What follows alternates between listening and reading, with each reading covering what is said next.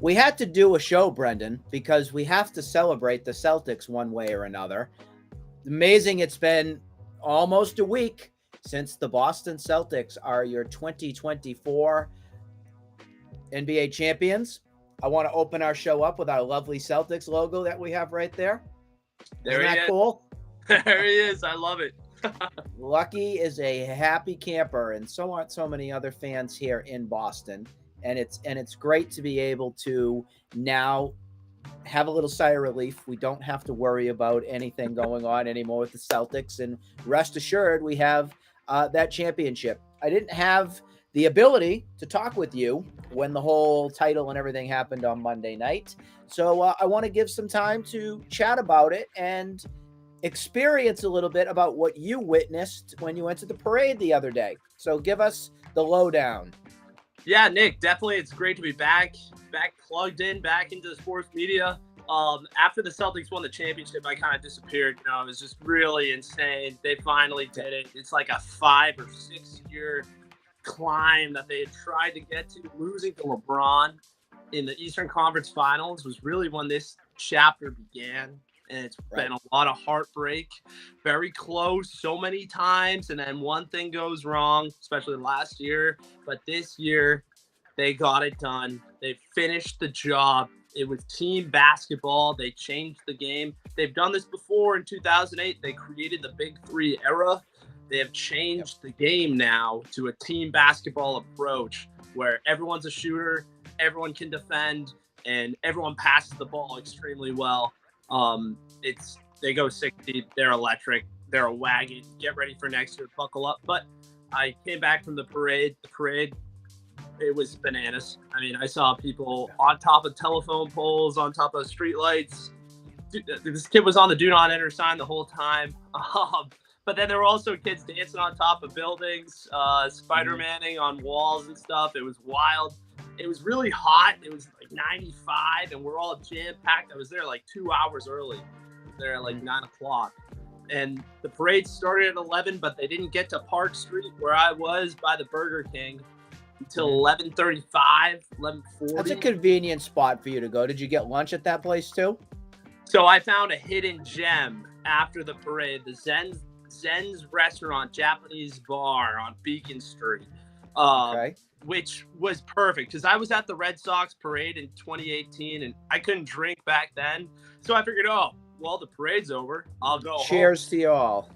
Well, in 2018, I figured, I guess I'll go home. That's the worst thing you can do if you're at the parade. Do not go to the trains because it is cattle. You will be herded like cows trying to get into the factory that is the train because it goes back to Newburyport, back to Boston, back to Rockport, back to Boston. You got to wait for Newburyport the third time around. And maybe you squeak in there. So I found a hidden gem on Beacon Street. It was awesome. But really, what was the highlight was seeing the players. Once they got right up to me, I was 3 rows back. It was incredible. It was all worth it. Before it was eerie, then it was worth it. Once I saw the players, it was terrific. They did it. It's a green bean machine. It won. What did you notice player-wise? Did you see anyone in particular a little bit more amped than others? Were they about equal? What was that vibe like? So I got to say Mazzulla was going wild in this parade. Mazzulla, he's not a player, but he was having a ball out there. Honestly, I would go with Tatum. Tatum was going crazy as well with the trophy. He had the Larry O'Brien and kept showing it off to all the fans. And then when Brown came around, we were all chanting MVP, and he was losing his mind. He was having a blast with it. He won it. He earned it. It was terrific. Just from afar, just from reviewing where we've been at with all these different championships over the year, this is one of the best teams, I think, top to bottom, that we've seen here for a Boston organization putting together a championship with. I mean, we saw obviously 2004, all the Patriots era. The Bruins were more of that team aspect of getting contributions from everybody. But there was just so much team effort in this entire postseason run and regular season, of course, too, to get this team over the hump. They're just so likable. And in the NBA, in this day and age, that oftentimes is not something that you can say much of. Some of these basketball teams are just not likable. They have a lot of selfishness. They have a lot of guys that are all about themselves. And for this team in particular here with the Celtics, that buy-in system, I give Joe Mazzulla, I give Brad Stevens, ownership, all the credit in the world, because they were able to get this team to believe in themselves and believe in getting everybody to contribute. I mean, look at Tatum from overall. He didn't wipe the floor with the statistics on points and everything throughout this series. He was more, again, we call him the facilitator, the guy that was distributing and getting that ball into the right hands of the right people at the right time. And you saw that from everybody on the team.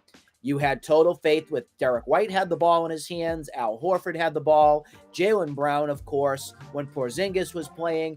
Everybody had that ability to believe in themselves. And I think that was your separator here in this entire playoff run. It was fun, exciting, really not stressful, to tell you the truth, from having to sit there from other, all these Bruins games that we've seen all over the time that take years off of our life, sitting through these brutal games. I never felt that way with the Celtics this postseason. I had more of a comfort and ease knowing that this team could probably get over the hump, and they did. So I'm looking forward to them continuing to celebrate. But of course, we know this isn't all about just one. And we've heard this from ownership. We've heard it from Mazzulla and the players. They are in this for the long haul. And if the Celtics do this right, we may get an opportunity, because I'm not going to say this is a dynasty right now. You can't do that. You have to win multiple. Then you can say that this is a championship title town team. And that means if they do it next year or the year after with the same assembled cast, and they want to keep everybody together. We know Al Horford's not announcing any retirement. We know that Derek White wants to be here if they work out an extension. Jason Tatum, of course, they got to work out his next long-term deal. Mazzulla's going to be here for a while. Oh, yeah. And you have the best ownership group in the city at the current moment right now for the Celtics, because they actually have a pulse on their fan base. They know what they're doing, and that's important too. And I hope John Henry, I know he's not, but I hope John Henry and Kraft and the lovely Boston Bruins group of the Jacobs are listening and watching and seeing what the Celtics did, because they need to do with exact same model, exact same method from there too. So, Nick, I'm glad you got a chance to go to the parade and everything too. Very cool. I mean, it was a bold approach by them from day one. They said, we're winning Banner 18. They announced to the world, we are here to win Banner 18. And not a lot of teams are willing to put all that weight on their shoulders. The team had one goal. They did. And they were selfless all the way through. And that was the one goal. And they took care of it. They won the banner. They won the championship. And I got to give them props. They are on top of the world right now, and they're ready to run it back. The same core and a choking Eastern Conference. I'm excited to see them dominate this conference again. There are a bunch of frauds here between New York, Philadelphia, Toronto. Don't even get me started. Miami. A bunch of frauds. Indiana, they're building something there for sure. But a lot of these teams are old, aging, and they're just going to get worse. So I'm excited for the Celtics to humble them once again, make the finals, and take care of another opponent right then and there for Banner 19. The last thing that's right, Banner 19. And the other thing that was pretty cool to see from this is Mike Gorman. Obviously, we know the longtime voice of the Celtics, going out on top as a champion. And then, of course, Bill Russell has passed away. And that was a big time loss, obviously, for the Celtics and everything that he meant to the city and all. But we also lost, who else was the 86? Walton. I don't know. Bill Walton. Thank you. I don't know why that was. I lost my mind on that for a second. But yeah, we lost Bill Walton. Obviously, Tommy Heinsohn and everything too. So this was definitely for them, and well worth every penny to witness and watch this team. And then again, last thing I wanted to mention here too is I hope we've all learned out there in internet land, TV land, streaming land, whatever it is, never, ever, ever listen to the folks from ESPN. At least some of them. Don't believe in that crap. Don't believe in their sorry excuse stories and everything of any kind of predictions or anything like that, because it's all a joke.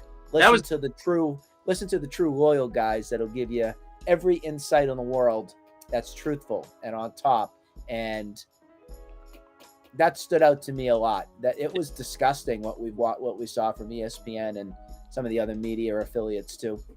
Yeah, straight egregious. You know, the narrative that the Celtics, that the regular season doesn't matter, and they were 37-1 or something against Western Conference competitions, and then they dominate the East. It's not even close. And then they drop 2 games throughout the playoffs in the Eastern Conference, and then all of a sudden everyone's picking the Mavericks. It's insane to me. But that was wild. It's a great. We get the last laugh. It's great. We do. Great to see it. It's a mean green machine in Boston. You know what it is now, Brendan? You know who's in the spotlight now? The Red Sox. Yeah, I didn't think that we'd be saying this right after a championship, but we used to talk about them every day. Sometimes for the good, sometimes and oftentimes for the bad. I think it's time we heat it back up here and start at least understanding a little bit more about who this team is and the direction they're heading. So to give you folks a little bit of a review on where the team has been at in the past, I would say 10 days or so, roughly, the Red Sox are winners of 9 of their last 11 games. They are a season high 6 games over 500 right now. And they have some players that are actually starting to be worth my attention and my watching to see where this team could be heading. I don't want to say that we gave up on them too quick, and I didn't want to say I gave up on them too quick. I was just at the point where I can't still stand our owner in John Henry. That's my biggest gripe that I have, is I can't stand a tone-deaf owner who has no clue in the world where he's heading and what he wants to do with the team. As a billionaire himself, doesn't care. It's just sickening to me. But take that aside, to a team that is certainly right now shutting a lot of people up and proving to a lot of doubters out there that they may actually be half decent. A couple names I want to mention as we talk about this is number 1, Jarren Duran. Everyday Jarren Duran. We're going to talk about him a little bit. I want to talk about Rob Refsnyder. Didn't think I'd be saying this name come June 23rd right now in a season, but he has definitely deserved the attention. I want to talk about Connor Wong. Definitely one of the biggest surprises for me on the season. And we'll go from there. Let's open it up to Mr. All-Star, Jarren Duran right now. I'll leave you with this. I am wowed. Oh, my God. I mean, this kid is a factory, electric factory. He is hitting the ball incredibly well right now. He has 20 stolen bags this season. And he's a defensive presence out there, not only in center, but also covering up left field when Rafaela is moved to shortstop. Jarren Duran has a real option to make the All-Star game. Absolutely. If the votes come in, this kid is hitting like over 300, I believe, right now. He is tearing it up, and he's a total threat once he makes first base. Yeah, and he's an everyday guy. This is a big thing that not a lot of people are realizing. He's played every game this year. And so a couple statistics that really stand out for me is 78 games. He played in every single game so far this season. He's had 323 at-bats. He has, as the current moment right now, 7 homers, leads the league in triples with 10. He's got 22 doubles already on the season, Brendan. He has 20 stolen bases, as you said, only caught 3 times. OBP is at 352 with a slugging of 483, and his batting average is at 288. But over the past month and everything, yes, he has been over the 300 plateau and been as consistent can be for a team that desperately needed that startup spark plug to be your number 1 guy in the lineup, to anchor that spot and to be something that the Red Sox have really missed since Mookie Betts. I'm not comparing the two. I'm just saying Mookie used to be your number one hitter. You can even go back to Jacoby Ellsbury days when he was your number one guy that was up the top of the lineup to get everything started. And you are seeing that consistently here right now. Look, breath of fresh air to see. They're half a game out of the second wild card spot right now, which they were never even close to for the last 3 years. Half a game out of the second wild card spot, 5 games out of the first wild card spot. Jarren Duran is the locomotive that is setting up the offense, building that team to get some runs. I mean, this game, Keller, he gave up some runs later on. Bernardino did not look good in this game, but Jarren Duran and Rob Refsnyder creating the offense, scoring 7 runs. It's hard to give up a 7-run lead in a game of baseball, and that was the insurance that they needed. I got to give props to Jarren Duran. Yeah, you know how much I hate those opening pitchers. I hate it. I hate it. I think it's a sorry excuse of an effort of anything. But the Red Sox, to their credit, made it work today. He got 3 hits today. You know, like that's a huge deal, especially when it's Duran who can advance the bases through base running. Not only just a single, but threatening doubles, threatening steals, triples, all of it. Jarren Duran, he's a monster out there, and I got to give him props. He's been a beast. Rob Refsnyder, another guy that's been a massive surprise ever since he came back from the IL in late April. So here's some numbers with him. He's played in 46 games. He already has 3 homers for a guy that doesn't really hit for power that much.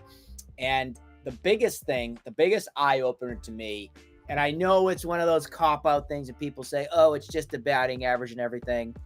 I take stock in batting average. If your batting average is over 3 or anything like that, I'm looking at you and I'm saying you are somebody that is worth the attention and effort to watch and see what happens.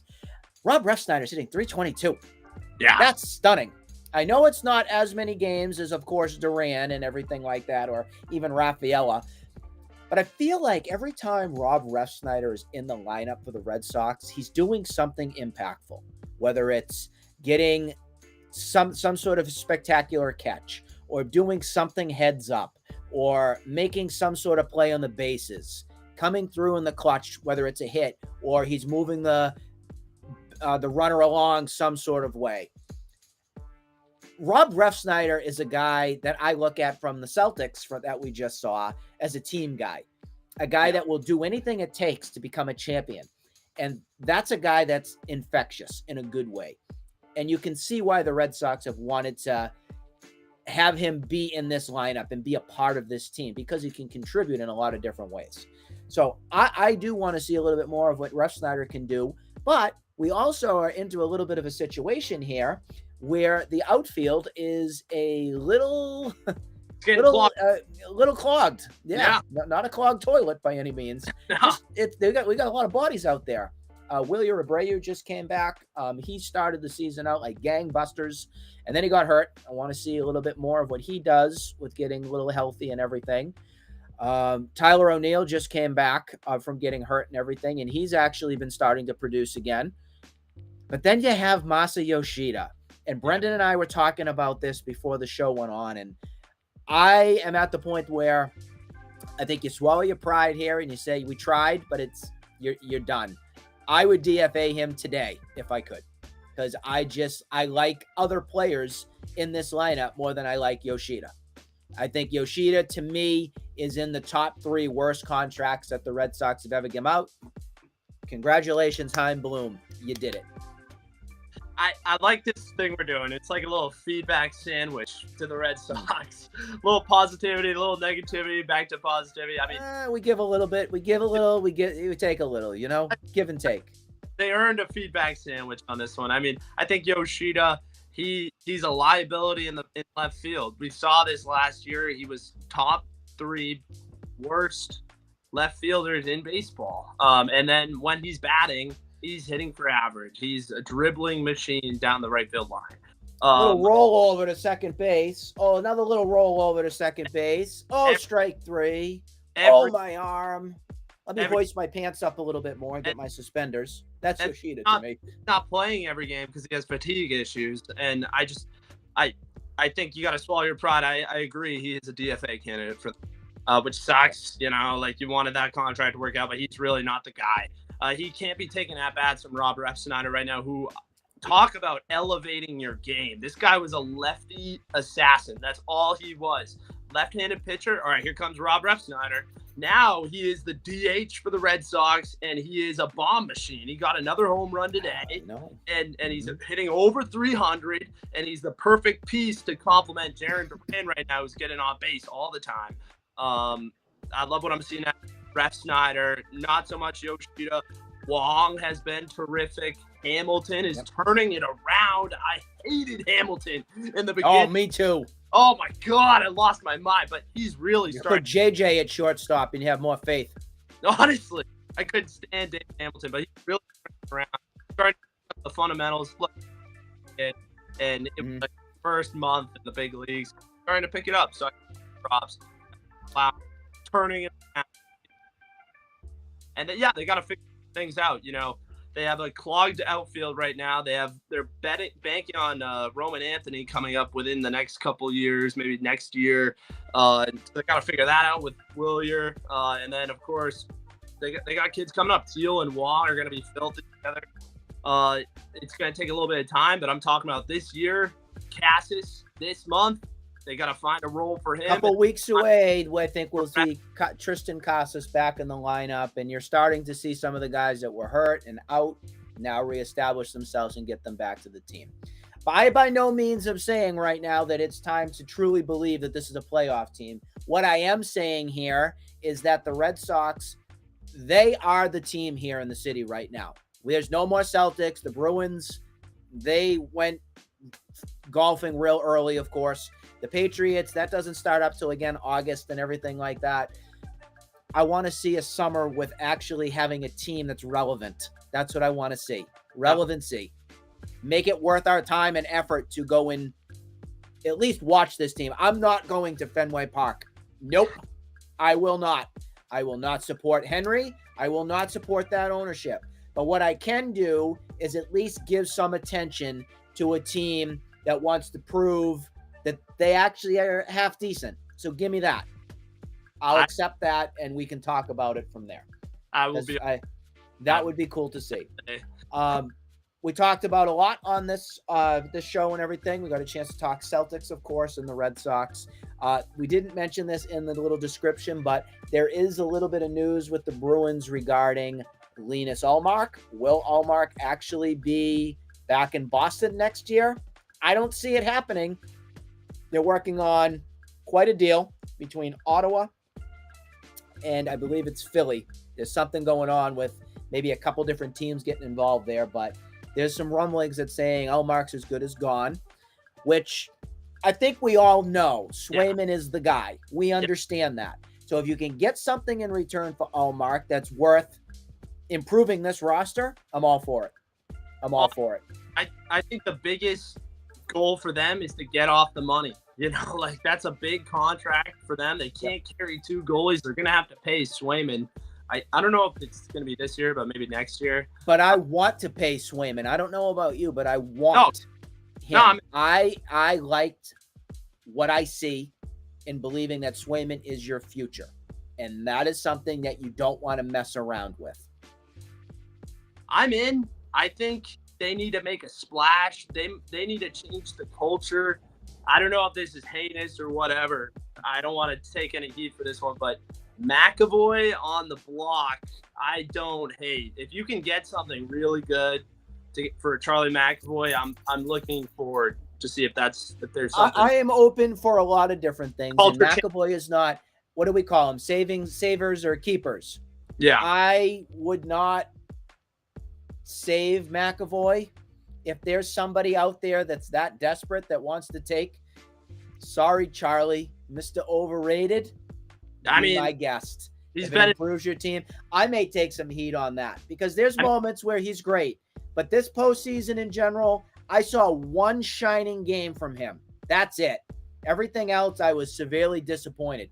I don't know if he was hurt. I don't know. He may be out of shape. I don't know if you've seen him.